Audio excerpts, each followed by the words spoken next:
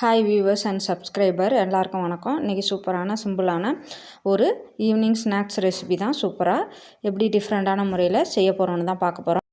இந்த ஆரோக்கியமான ஹெல்த்தியான ரெசிபியை இந்த முறையில் இந்த மெத்தடில் கண்டிப்பாக எல்லாருமே செஞ்சு பாருங்கள். சூப்பராக அருமையாக டேஸ்ட்டாக இருக்கும். குழந்தைங்க எல்லாருமே சூப்பராக விரும்பி சாப்பிடுவாங்க. அதுக்கப்புறம் இந்த மெத்தடே நீங்கள் ட்ரை பண்ணுவீங்க.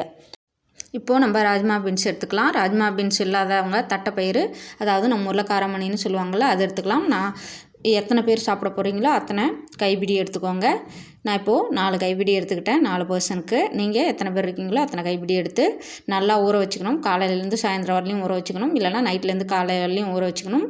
அதை ஒரு 4-5 விசில் விட்டு வேக வச்சு நல்லா எடுத்து வச்சுக்கலாம் உப்பு போட்டு. அதுக்கப்புறம் ஒரு கடாயில் எண்ணெய் சுட்டோடனே ஜீரகம், பெருங்காயத்தூள், வெங்காயம், பச்சை மிளகாய் எல்லாம் போட்டு நல்லா வறுத்து எடுத்துக்கலாம். பச்சை மிளகாவை கொஞ்சம் பெருசு பெருசாகவே போடுங்க. அப்போ தான் குழந்தைங்களாம் ஈஸியாக எடுத்து வச்சுட்டு சாப்பிட்றதுக்கு நல்லாயிருக்கும். அதுக்கப்புறம் ரொம்ப வதக்கணுங்கிற அவசியம் இல்லை. வெங்காயத்தை ஓரளவு வதங்கினோடனே நம்ம மசாலா சேர்க்க போகிறோம். சூப்பரான மசாலா சேர்த்தா இந்த ரெசிபி அவ்வளோ அருமையாக இருக்கும். நம்ம சேர்க்க போகிற மசாலா ஒன்றும் ஸ்பெஷல் மசாலா கிடையாது.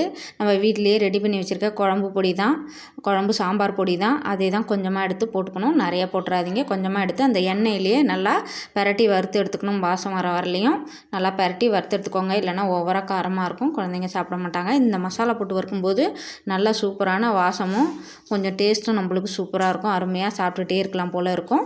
அதனால தான் நம்ம குழம்பு தூள் சேர்த்துக்கிறோம். அதுக்கப்புறம் நம்ம வேக வச்சு உப்பு போட்டு வேக வச்ச ராஜ்மா பீன்ஸு இல்லைனா காராமணி அதெல்லாம் எடுத்து இது கூட கொட்டி ஒரு 2-3 பெரட்டி விட்டுட்டு ஸ்டவ் ஆஃப் பண்ணிக்கோங்க. அவ்வளோதான். சூப்பராக அருமையாக டெலிஷியஸாக ஒரு சூப்பரான ஈவினிங் ஸ்நாக்ஸ் நம்ம ரெடி பண்ணிட்டோம். இதேமாரியே கண்டிப்பாக நீங்கள் எல்லாருமே கண்டிப்பாக ட்ரை பண்ணி பாருங்கள். அவ்வளோ அருமையாக இருக்கும். திரும்ப திரும்ப இதேமாரியே செஞ்சு சாப்பிடுவீங்க. வீடியோ பார்த்துட்டு மறக்காமல் சப்ஸ்கிரைப், லைக் பண்ணுங்கள்.